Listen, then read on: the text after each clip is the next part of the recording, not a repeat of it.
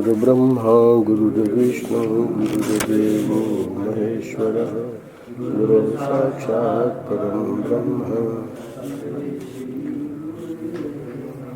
नारायण नारायण नारायण नारायण। आज 20 जनवरी है।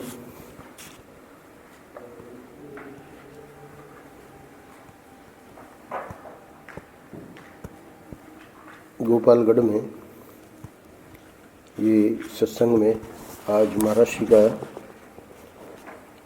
जो कलकत्ता में जो प्रवचन हुआ था, प्रतिवर्ष कलकत्ता महाराष्ट्र जाते थे दिवाली के बाद बम्बई से। करीब करीब 3 सप्ताह का प्रोग्राम, कभी कभी 1 महीने का प्रोग्राम। रुकते थे बीके बिरला और सरला बिरला के यहाँ। हाँ नारायण नारायण नारायण नारायण। तो बिरला पार्क कलकत्ता में गुरु सदय रोड पे महाराष्ट्री का वहाँ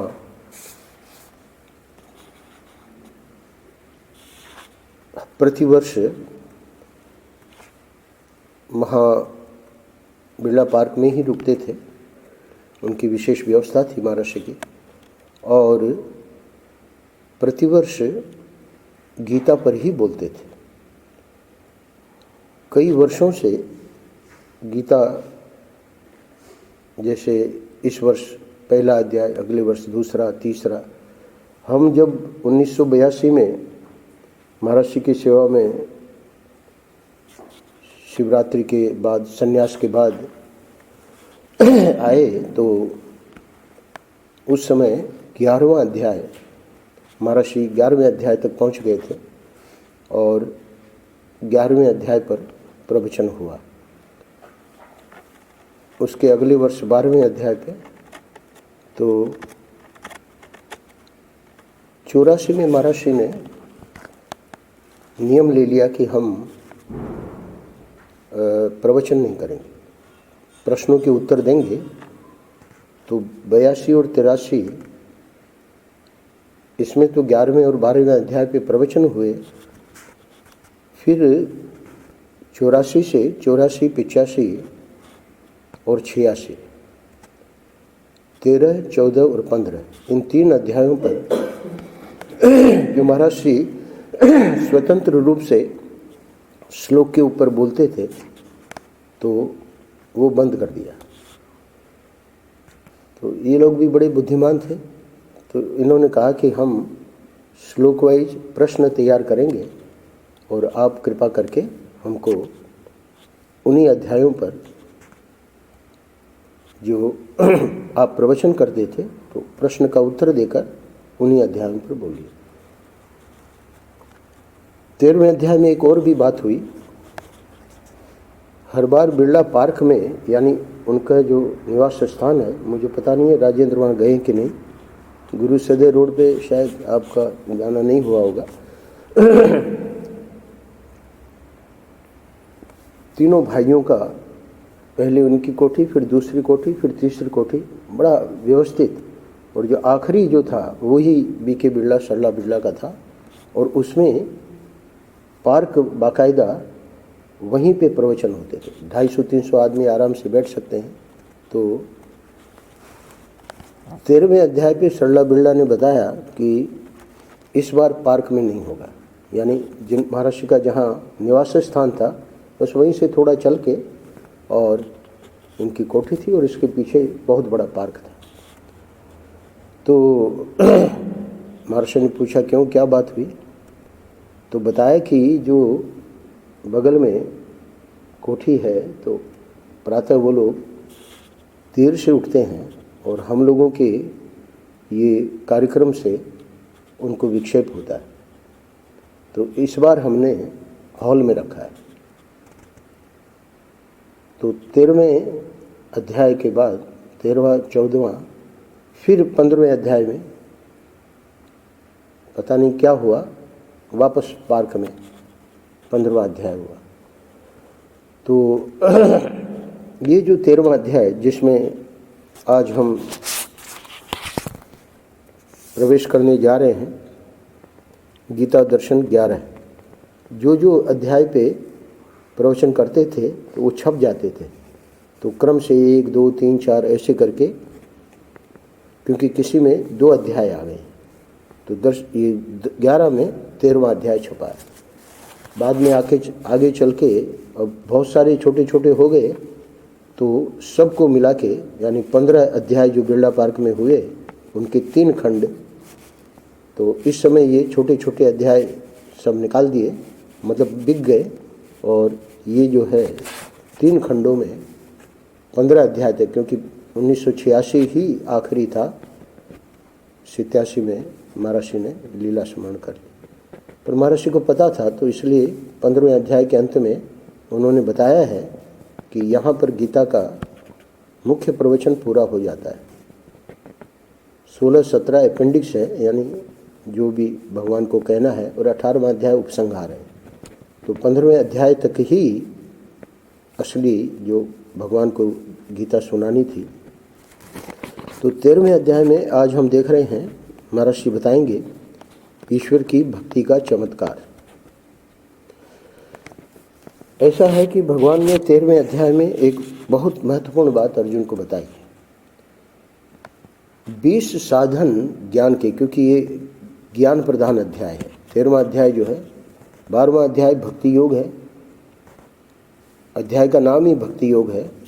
और ये जो है 13वां अध्याय, इसमें मानो उपनिषदों का जो ज्ञान है उसका मानो क्या उन्होंने दू ही दिया, भगवान ने तो उसका दोहन करके और सार दे दिया।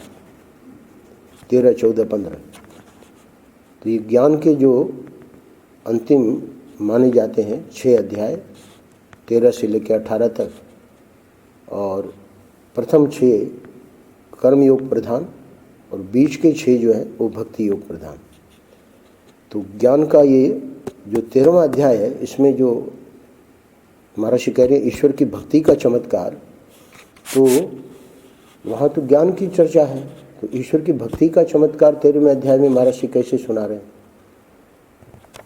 तो भगवान ने क्या किया कि ज्ञान किसको होगा, ये बात समझने लायक है। बिना भक्ति के ज्ञान नहीं हो सकता।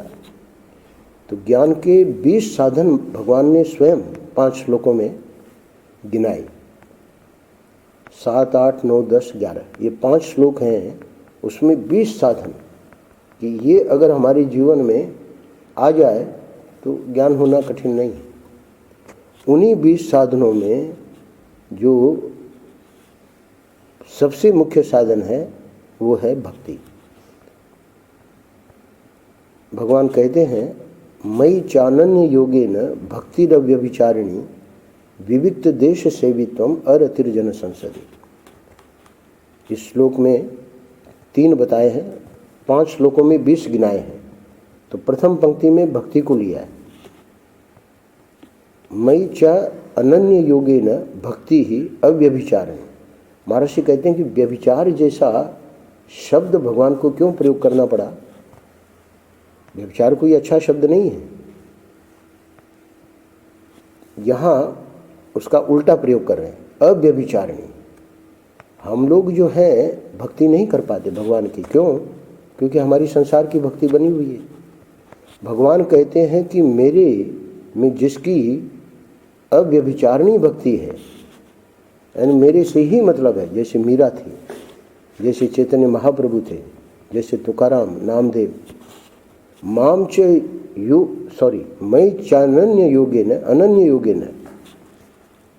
अनन्य यानी ये नहीं कि भगवान भी हमारे हैं और आप लोग भी, हमारा परिवार भी, कुटुंब भी, हमारे बच्चे भी, हमारे मित्र भी, ठीक है, वो भी जो है हमारे हैं, पर वो भगवान के नाते, क्योंकि वो बच्चे जो हैं उनमें भी भगवान का रूप है, इसलिए वो हमारे हैं। अगर वो भगवान के, गोस्वामी तुलसीदास जी ने मीरा को कहा, मीरा के सामने बड़ी कठिनाई आ गई, उसका देवर राणा जो था, पति मर गए थे, अब वो देवर को पसंद नहीं कि ये नाचती है और साधु लोग आते हैं और भक्ति है ना गाती है। भाई राजाओं का परिवार था, राजघराने थे, तो मीरा के समय थोड़ी है कि भाई साधुओं में नाच रही है। तो उसको बड़ा अपमान लगता था कि हमारी भाभी जो है वो ऐसे करती है। तो अब वो अपना भक्ति न कर पावे, वो अपना जो भगवान के प्रति उसका भाव था, एक एक पद मीरा के गजब है। मीरा की अगर जीवनी देखनी हो, स्वामी महेशानंद जी ने भी 2-3 बार पढ़ी है, हमने भी एक बार पढ़ी है दक्षिण में। उन्हीं के परिवार की सौभाग्यवती करके जो महिला है, उसने मीरा का जीवन लिखा है, पुस्तक भी है हमारे पास। तो ये जो मीरा की भक्ति है वो अनन्य योग है, क्योंकि मीरा ने गोस्वामी जी को पूछा कि मैं करूं क्या, इस प्रकार मुझे भगवान के प्रति जो मैं करना चाह रही हूँ वो ही नहीं करने दे रहे हैं। आप लोगों को पता है विष का प्याला है ना, राणा ने भेजा,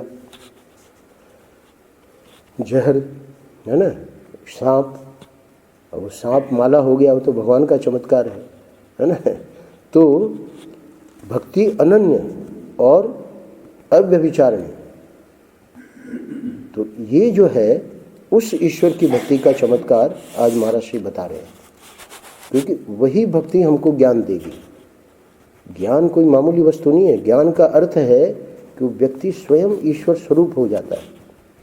आज महाराज श्री को हमने ईश्वर की कक्षा में बैठा रखा है, वो थे महाराज श्री ईश्वर स्वरूप थे।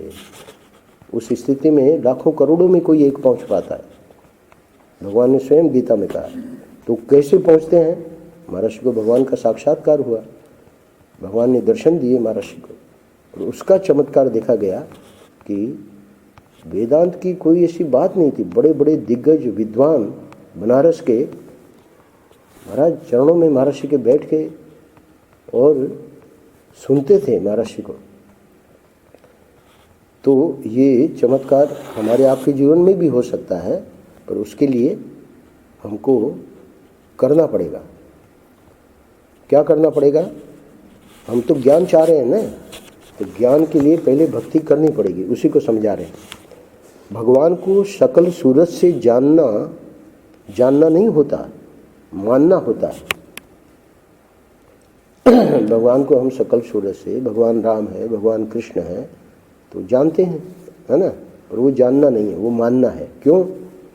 क्योंकि जब हम एक 3.5 हाथ का कोई व्यक्ति देखते हैं, बहुत ध्यान से सुनिएगा, बहुत महत्वपूर्ण बात महर्षि बता रहे हैं। जब हम एक 3.5 हाथ का कोई व्यक्ति देखते हैं, तो इसी ने ये सृष्टि बनाई है, ये सर्वज्ञ है, ये सर्वशक्तिमान है, ये तो मानना पड़ेगा। क्यों? जब हम एक छोटी सी चीज में, छोटे से आकार में भगवान का भाव करेंगे, तो वहां मानना पड़ेगा। अरे इनकी बात छोड़ो, इनकी शक्ल सूरत हम देख रहे हैं, गिरधर गोपाल की, राधा गिरधर गोपाल की। ठाकुर जी जब स्वयं थे, गिरिराज उठा लिया, 7 दिन रात दिन। वहां के गांव के लोगों ने गिरिराज जी के बाद में, गिरिराज धरण लीला के बाद में नंद बाबा को कहा कि हमको बताओ कि ये छोरा तुम्हारा कौन है, क्योंकि ये तो मनुष्य कर ही नहीं सकता।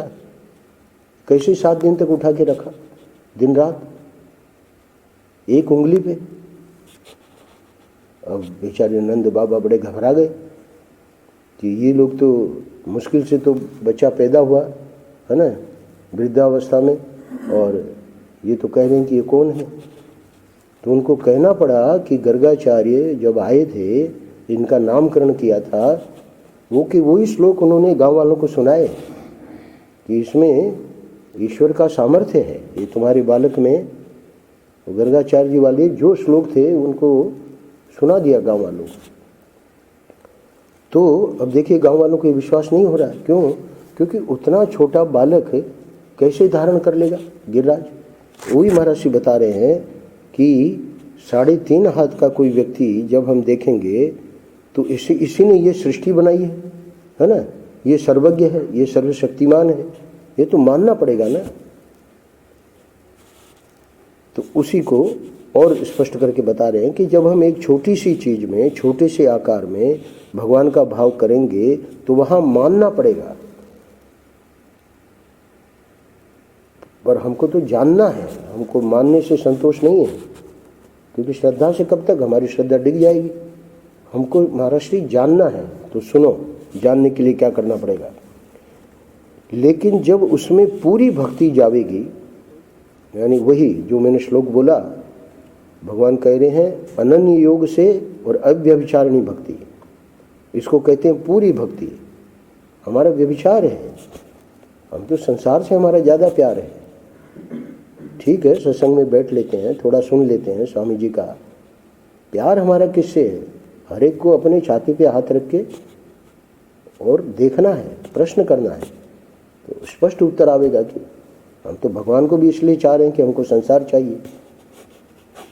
इसलिए महाराज कह रहे हैं कि जब हम लेकिन जब उसमें पूरी भक्ति जावेगी तब हम जान जावेंगे, है ना।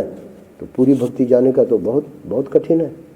वो तो जो विरक्त हैं, जो ऐसे भक्त हैं, है ना, जैसे मैंने अभी नाम गिनाए, उनकी बात महर्षि कह रहे हैं।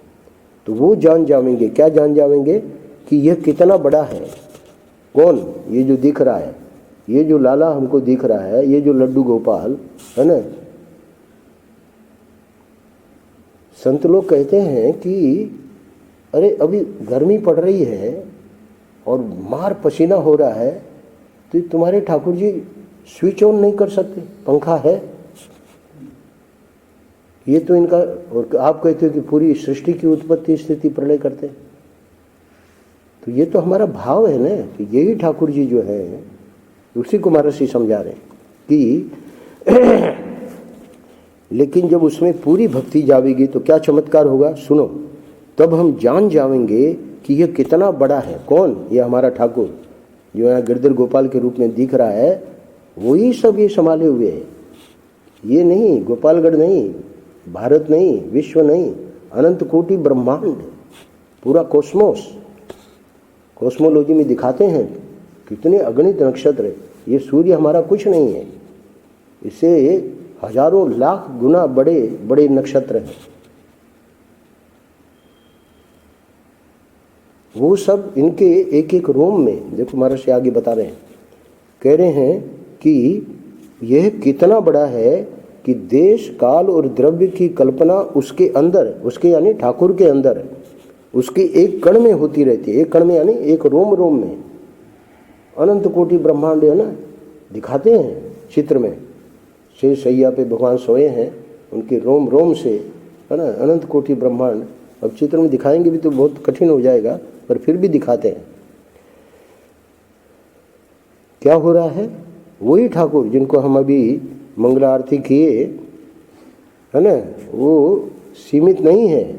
इनके एक एक रोम कूप में अनंत कोटि ब्रह्मांड, है ना, हर क्षण क्या हो रहे हैं, उसके एक कण में ये सब होती रहती है और मिटती रहती है। क्या? ये सब सृष्टि। तो वह है क्या है, उसका तत्व क्या है? भाई आप इतनी बड़ी बात आपने कह दी, तो आप हमको समझाओ ना कि ये कैसे संभव है। अरे संभव क्या है, तो देखा 7 दिन लोगों ने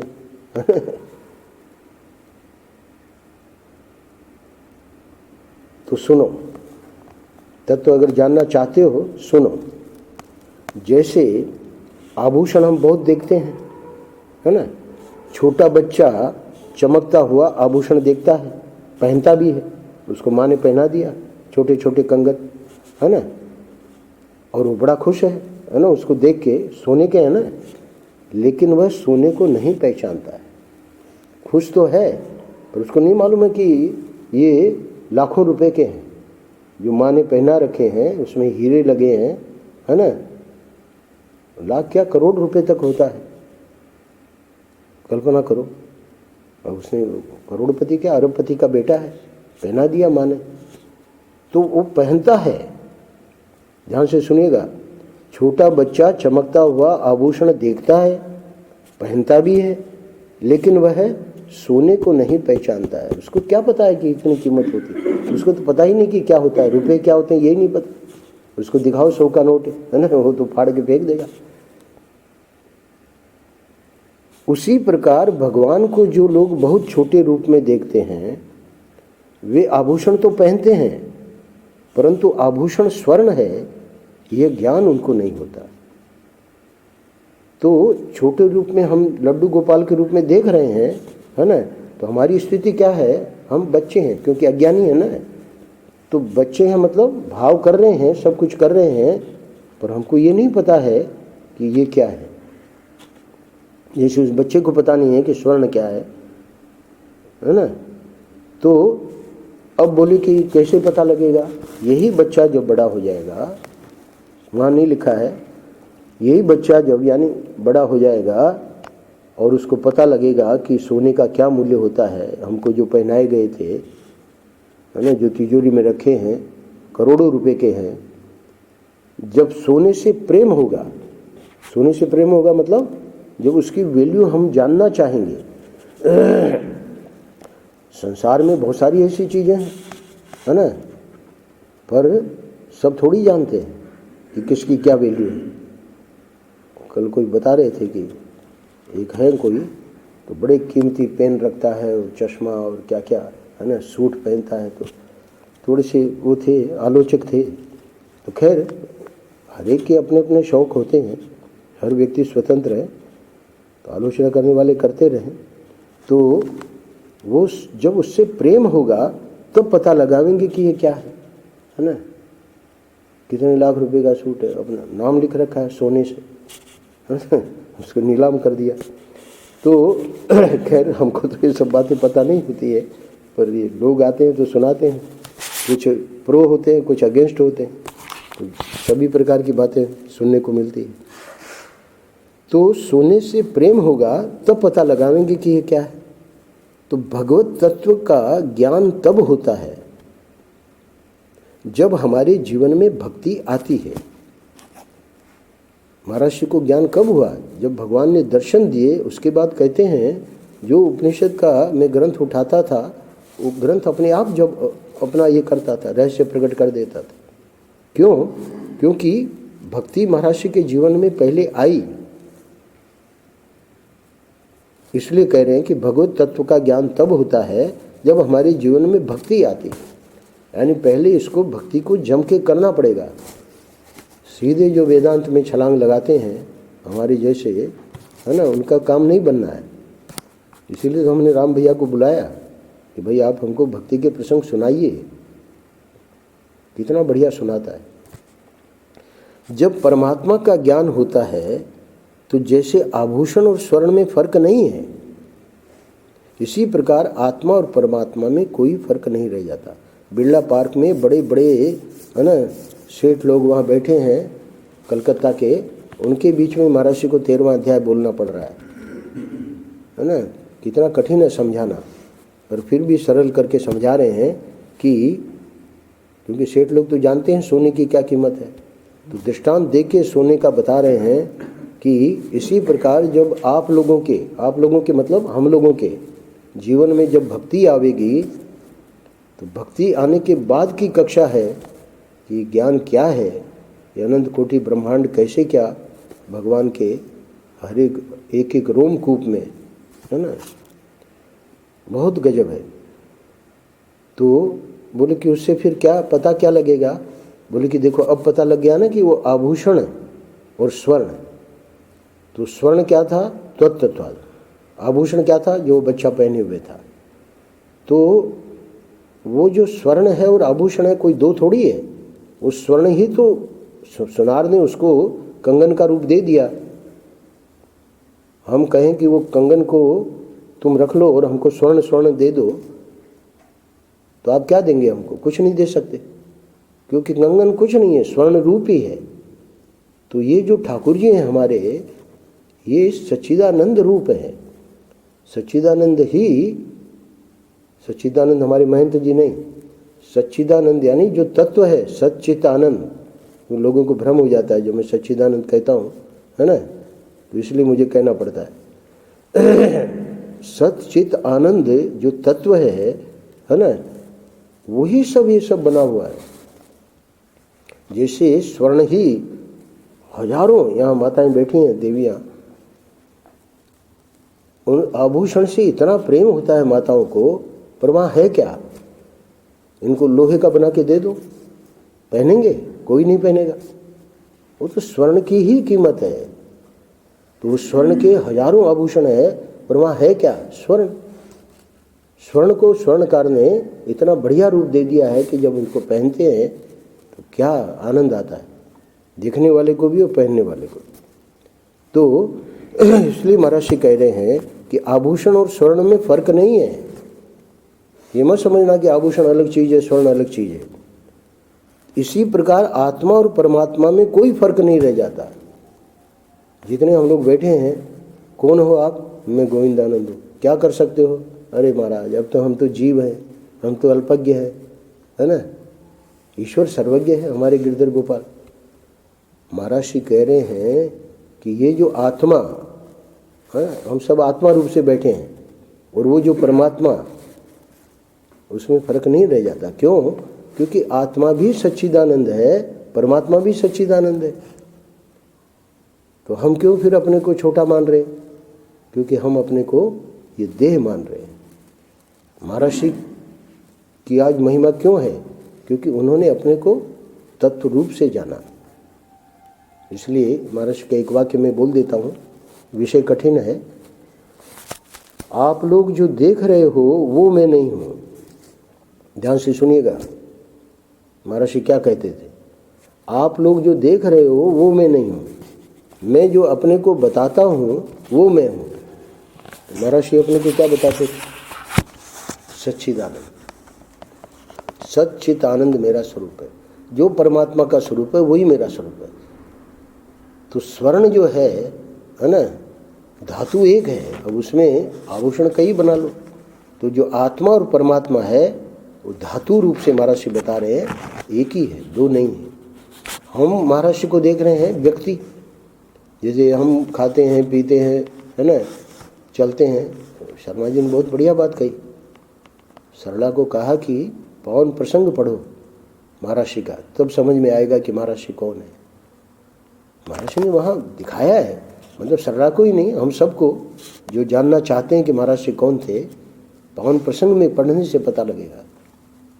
महर्षि के शिष्य हैं हम, तो महर्षि को हम कहाँ जानते हैं कि वो कौन थे? भाव से जानते हैं। वही तो बताया कि वो तो हम मानते हैं, वो जानना नहीं है। जानना किसका है? जिसने अपने को जान लिया। महर्षि को पूछा किसी ने, महर्षि हम आपको कैसे जानेंगे? बोले कि जब, ये भी थोड़ा कठिन है, मैं तो ऐसे ही बोल रहा हूँ धारा प्रवाह, पर जब तक कि संस्कार नहीं है सत्संग के, ये बातें बहुत सूक्ष्म हैं। महर्षि को पूछा गया कि हम आपको कैसे जानें? महर्षि ने कहा कि जब तुम अपने को जान लोगे तब हमको जान लोगे। यानी तुम भी सच्चिदानंद हो, तुम्हारा स्वरूप भी वही है। महर्षि कह रहे हैं कि आप लोग जो देख रहे हैं वो मैं नहीं हूँ, मैं अपने को जो बता रहा हूँ वो मैं हूँ। हमको तो लगे महर्षि को कैंसर हो गया है ना, महर्षि को भी इतना कष्ट हुआ। अरे पंडित राम किंकर जी कितनी बढ़िया बात कहते हैं। कहते हैं कि लक्ष्मण और वो जो था हमारा निषाद राज, ये दोनों पहरा दे रहे थे। जगत जननी जगदम्बा सीता और राम जी फूस की उस पर लेटे हैं रात को वनवास में। निषाद राज को बड़ा क्रोध आ रहा है। किस पे? कैकेयी पे। उस दुष्टा के कारण आज हमारे राजकुमार जो कि यहाँ ऐसे सोने लायक नहीं है, इनका शरीर जंगल में फूस में सोए हैं दोनों। वो फिर भी थोड़ा सा संस्कार था शास्त्र का। लक्ष्मण को पूछते हैं कि इनके ऐसे क्या कर्म हुए जिसके कारण इनको इतना कष्ट भोगना पड़ रहा है। प्रश्न पे ध्यान दीजिएगा। निषाद राज पूछ रहा है, ये राजकुमार है ना, ये राजकुमारी, इनके ऐसे कौन से कर्म हैं जिनके कारण इनको ये कष्ट भोगना पड़ रहा है? लक्ष्मण आचार्य हैं, लक्ष्मण जो है ज्ञानी है, भगवान के अवतार है ना ये चारों, राम लक्ष्मण भरत शत्रुघ्न, ईश्वर के ब्रह्म के अवतार हैं। लक्ष्मण जी ने समझाया, क्या समझाया? पंडित राम किंकर जी कहते हैं कि लक्ष्मण ने कहा कि देखो निषाद राज, ये हमारे जो है ना राम जी, ये तो हमेशा आनंद में रहते हैं, हमेशा नाम ही है राम, रमते हैं किसमें? आनंद में। इसलिए इनके बारे में तुम कोई ये प्रश्न मत करो कि इनके क्या कर्म थे और इनको क्यों कष्ट झेलना पड़ रहा है। ये तो हमेशा हर पल हर क्षण आनंद में रहते हैं। अब वो तो बेचारा देख रहा है कि इतने कष्ट में है। तो बताया लक्ष्मण जी ने कि कष्ट में मैं तेरे को देख रहा हूँ, है ना, तू इतना दुखी हो रहा है, कई को गालियाँ दे रहा है, हैं? तो तू अपने कर्मों का विचार कर कि मेरे ऐसे कौन से कर्म हैं कि मेरे को इतना दुख हो रहा है। हम लोग तो महर्षि को, अरे महर्षि को कैंसर हो गया, महर्षि को ये हो गया, अरे वो तो हमेशा आनंद स्वरूप है। वो तो जब एक दिन करा रहे थे मतलब ऐसे सीढ़ी चढ़ रहे थे और आ करके बोले, मैंने पूछा महर्षि आपको कोई कष्ट है क्या? क्या बोले? अरे बोले हम तो कराने का आनंद ले रहे। तो महर्षि को, महापुरुषों को समझना, ये तो हम मानते हैं, जानते कहाँ हैं? जानना कठिन है, क्योंकि जब भक्ति आवेगी हमारे जीवन में तब हमको ये रहस्य पता लगेंगे कि ये संत लोग क्या होते हैं, है ना। ये तो श्रद्धा से मान लिया, किसी को मान लिया, किसी के नहीं माना, तो ऐसा नहीं है। ये तो भगवान ही सब रूपों में, संतों की बात छोड़िए, एक दुष्ट से दुष्ट व्यक्ति भी, वहाँ भी भगवान ही लीला कर रहा है। वैदिक सनातन धर्म में भगवान को, परमात्मा को छोड़ के कुछ है नहीं। इसलिए बस इतना अगर समझ गए तो बाकी का हम पढ़ देते हैं, है ना, समय भी हो गया है। बस मुख्य बात यही समझानी है महर्षि को। इसका अर्थ बहुत विलक्षण एवं व्यावहारिक है। जब तक आप अपने अंदर पूर्ण ज्ञान का और पूर्ण शक्ति का अनुभव नहीं करेंगे, एक एक वाक्य महर्षि का, उसमें बहुत समय लग जाएगा, पर उसको समय के अंदर ही पूरा करना है। वैसे मैं प्रयास करता हूँ 30 मिनट का, पर प्राय 40 मिनट हो जाता है, क्षमा करिएगा। तो महर्षि कह रहे हैं कि जब तक आप अपने अंदर पूर्ण ज्ञान का और पूर्ण शक्ति का अनुभव नहीं करेंगे, तब तक आपके सारे काम एवं संकल्प तथा सफलताएं अधूरी रहेंगी। ध्यान दीजिएगा, क्यों? हम करने तो गए पर पूर्ण संतोष नहीं हुआ और मर गए, तो अधूरा था ना। अब भगवान को फिर जन्म देना पड़ेगा। और वो बेचारा राजा भरत, है ना, गया तो था भजन करने जंगल में। राजा भरत कोई सामान्य नहीं थे। वहाँ जंगल में बताते हैं कि उनको भक्ति इतनी थी, उनको पता ही नहीं लगता था कर्म का, कि मैंने चंदन लगाया, कि पहले माला पहनानी थी, कि हमारे पुजारी जी बैठे कि कब कैसे करना है। इतनी भक्ति में मगन हो जाते थे। वही राजा भगत को हरिण का जन्म लेना पड़ा। क्यों? अधूरा रह गया। जिस काम के लिए गए थे जंगल में, वो छूट गया, हरिणी से मोह हो गया। तो इसलिए कह रहे हैं कि वो जितनी सफलताएं, जितने हमारे संकल्प कहाँ पूरे हो पाते हैं। हम ये करना चाहते थे, अब ओंकारानंद जी श्रवणानंद जी को बोल रहे हैं कि देखो वो, है ना, हाथी बाबा की स्कूल का देख लेना तुम, और तुम जो है वो जो नृत्य गोपाल के मंदिर का जो कांच है वो टूटा हुआ है एक और का, वो तेरे को, अब उनका आखिरी समय है, पर वो महापुरुष, उनकी गुरु भक्ति के कारण ही तो वो सिद्ध थे। आज शर्मा जी और हम सब लोग उनको याद करते हैं, किस लिए? उनकी जैसी गुरु भक्ति महर्षि के जितने हम शिष्य हैं किसी में नहीं देखी गई। श्रवणानंद जी ने कह दिया, बोले महाराज इस समय आप अपना चित्त जो है महर्षि के चरणों में लगाइए। अब आप ये सब आश्रम का और ये हाथी बाबा का इसे क्या मतलब है? बड़ा बढ़िया जवाब दिया। बोले गुरु तू है कि मैं हूँ, है ना। अरे ये गुरु बन रहा है। अरे उनको तो महर्षि की इतनी कृपा थी कि वो तो अंतिम समय में भी महर्षि का ही, वो कहते थे कि आश्रम जो है उसमें मुझे महर्षि दिखते हैं, मेरा कोई अलग से भजन नहीं है, ये जो आश्रम की सेवा है वही मेरा भजन है। तो इसलिए यहाँ महर्षि कह रहे हैं कि जब तक अपने अंदर पूर्ण ज्ञान का और पूर्ण शक्ति का अनुभव नहीं करेंगे तब तक आपके सारे काम एवं संकल्प तथा सफलताएं अधूरी रहेंगी। तो वहाँ वो जो महापुरुष संकल्प कर रहा है वो तो महर्षि के पूर्ण शरणागत है, उसका अब जन्म नहीं होना है, हमको तो अपना विचार करना है। इसलिए हमारे लिए कह रहे हैं कि ये पूर्ण ज्ञान आवश्यक है। लेकिन यदि आप अब चलो नहीं है तब तो हमारा जन्म होगा, समझो कि हो गया पूर्ण ज्ञान, तो सुनो क्या होगा। चमत्कार बता रहे हैं भक्ति का। लेकिन यदि आप अपने में पूर्णता का अनुभव कर लें, कोई भी हो, हम हैं या आप हैं, अगर पूर्णता का अनुभव कर लें, जो कि कठिन है, पहले तो भक्ति हमारी मरी हुई है, ज्ञान तो और कठिन है। तो पूर्णता का अनुभव यानी ज्ञान की पूर्णता, तो उससे क्या होगा, आप जो करेंगे वही पूर्ण होगा। ऐसा नहीं है कि अभी मेरा आधा पृष्ठ हुआ है और हमारा शरीर छूट गया, ओहो स्वामी जी का बेचारे का आधा रह गया, नहीं, वो आधे पे ही पूर्ण हो गया, क्योंकि उनको पूर्णता का ज्ञान है। तो पूर्णता की ज्ञान की महिमा बता रहे हैं कि आप जो करेंगे वही पूर्ण होगा। पर स्वामी जी ने पृष्ठ तो पूरा नहीं किया, बीच में ही शरीर छूट गया। वो पूर्ण है, जहाँ वो रुके 15वें अध्याय, अभी मैंने सुनाया 1986 में 15वां अध्याय हुआ, उसके आगे नहीं हुआ। महर्षि ने अंतिम उनका सुनिए, महर्षि का जो अंतिम प्रवचन है उसमें कह रहे हैं, सुनने लायक है। यानी जैसे कि उनको सब पता था कि ये 15वें अध्याय के आगे कुछ नहीं होना है। उस समय कैंसर नहीं था जब 15वां अध्याय बोल रहे थे।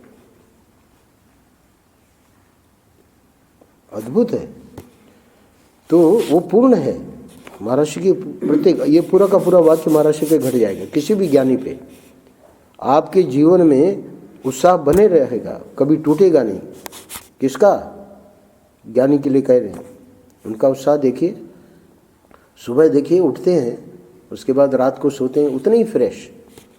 जितना सुबह उठे जितना फ्रेश थे उतना सोते समय, अरे पूरे दिन की थकान नहीं है, थकान कहाँ होगी।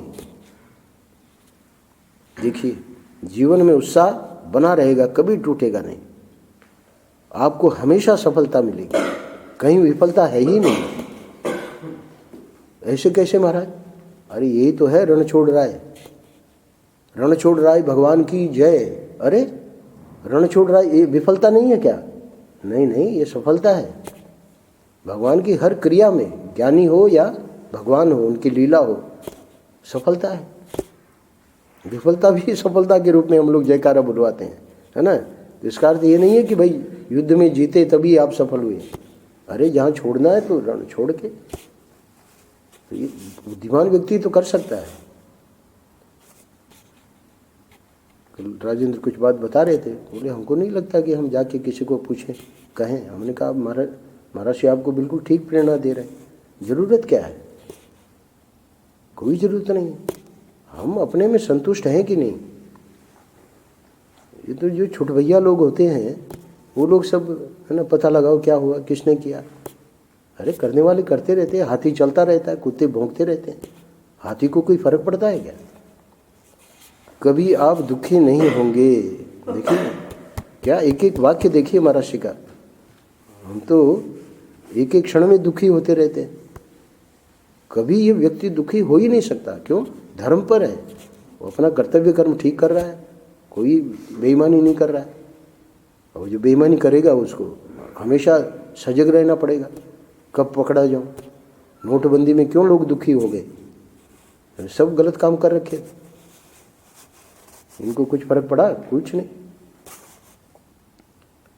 कभी आप दुखी नहीं होंगे, हमेशा सुखी रहेंगे। कभी आप अपने को दीनहीन महसूस नहीं करेंगे। अब थोड़ा दृष्टांत दे दो तो साफ हो जाए। श्री रामचंद्र भगवान ने पहले अपनी पूर्णता का ज्ञान प्राप्त कर लिया, उसके बाद वे जीवन मुक्त पुरुष के समान अपनी भगवत्ता के साथ सारे कर्म करते थे। पूरा उनका जीवन देख लो, और कहीं उदासी नैराश्य, अरे वनवास दे दिया, राज्य मिलने वाला था, कोई निराशा। वहाँ वाल्मीकि रामायण में आया है श्लोक, एक शिकन तक नहीं आई उनको। कहाँ राज्य मिलने वाला था, कहाँ वनवास मिल गया, भगवान के माथे पे एक शिकन तक नहीं आई। गिरीशानंद जी बहुत बढ़िया बात सुनाते हैं, बोले कि हम रोमहर्षण दास जी को मिलने गए, अयोध्या में थे ही नहीं वहाँ, आश्रम वालों ने किसी ने पूछा ही नहीं, मोबाइल का समाधान था नहीं, वो पुरानी बात है। अब बड़े बेचारे वहाँ गए तो सही, वो कहीं और गए हुए थे। अब इतने प्रसिद्ध महात्मा, और उनका तो जब भी ऐसे लगता था, उनको लगता था दर्शन करके सत्संग करें ऐसे महापुरुषों का। अब क्या करें, चलो कहीं और ठहर गए, लौट आए, पता लगा लिया कब आएंगे। पत्र लिखा रोमहर्षण दास जी को, राम इनके इष्ट हैं, गिरीशानंद जी के प्रवचन में बात सुनाते हैं। बोले हमने पत्र लिखा कि ऐसे ऐसे हम आए थे और अब हम आएंगे, पर आपके आश्रम वालों ने पूछा तक नहीं।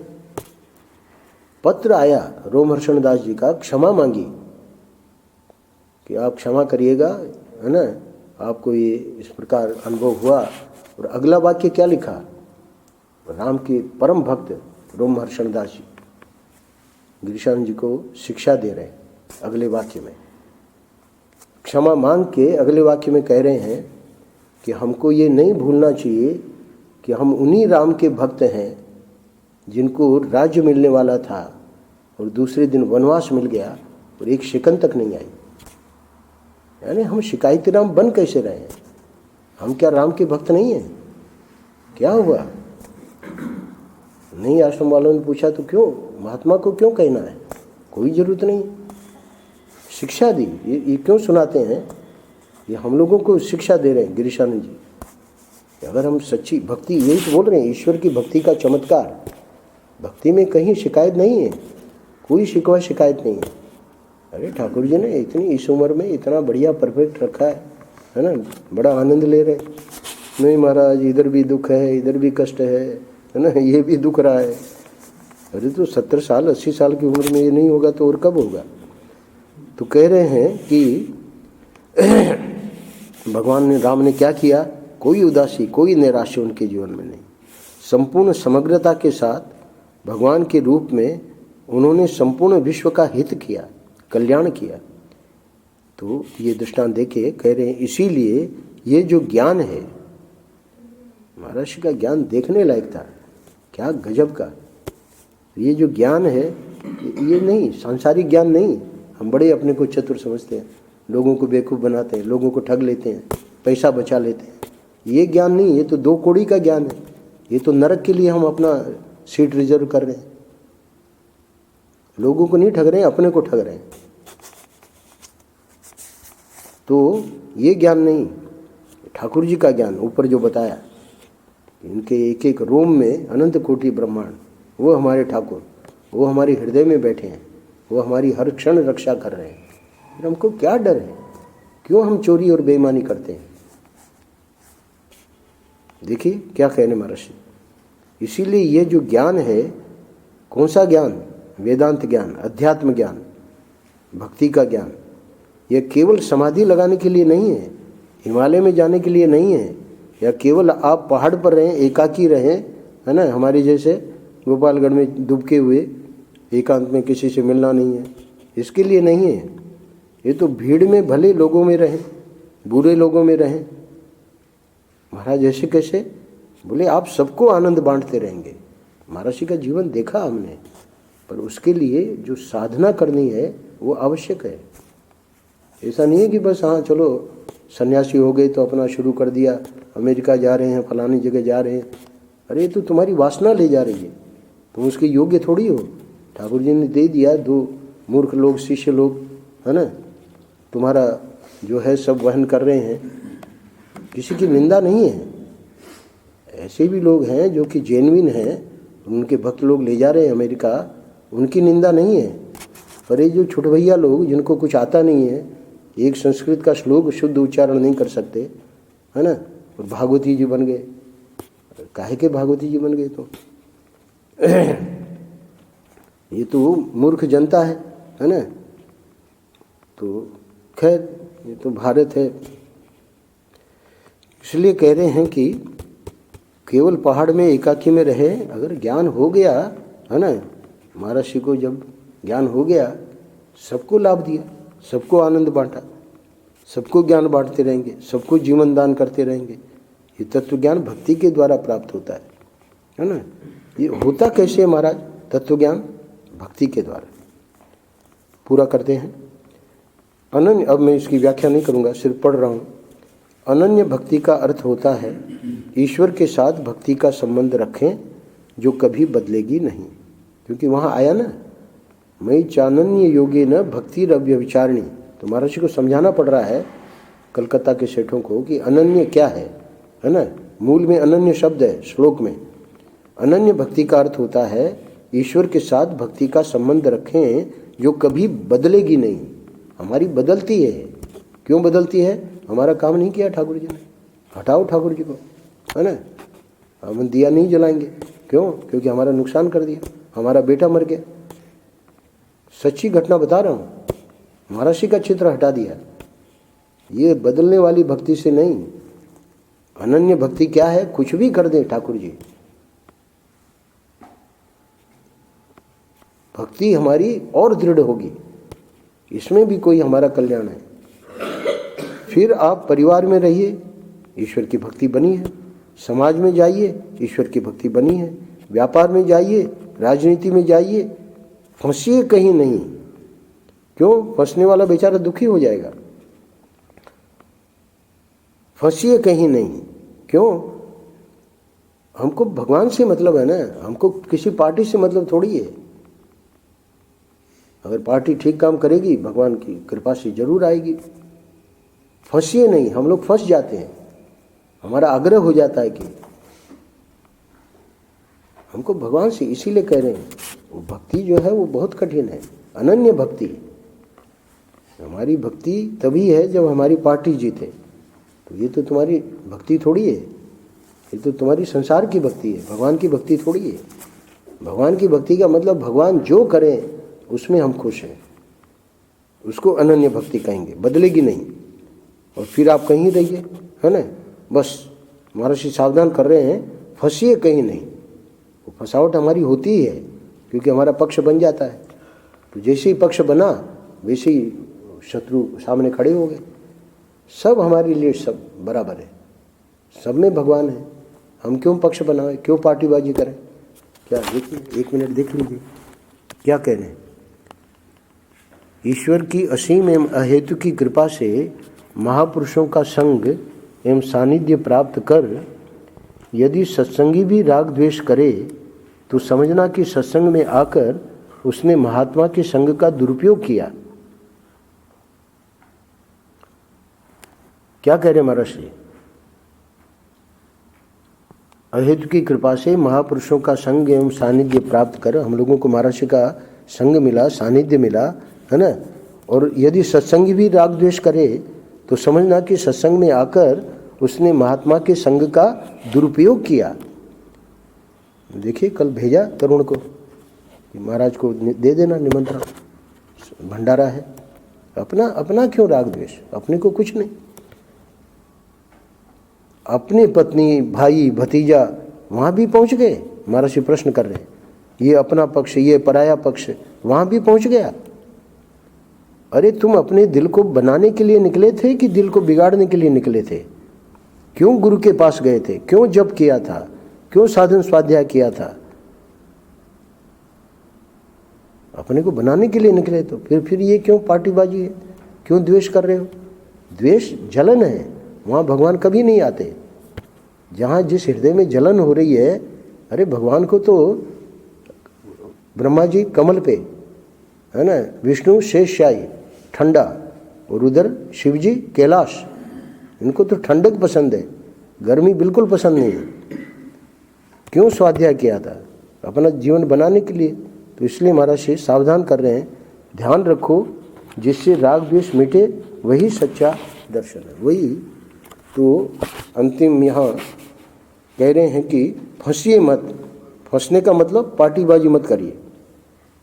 दुनिया के सारे फसाओं को, पक्षपातों को, क्रूरताओं को मिटाने के लिए हमारे हृदय में जब ईश्वर की भक्ति आती है तो वह ऐसा चमत्कार दिखाती है कि मनुष्य के जीवन में कोई दुख, कोई दीनता, कोई हीनता रहती ही नहीं है। नारायण नारायण नारायण। श्री राम जय जय राम, श्री राम जय।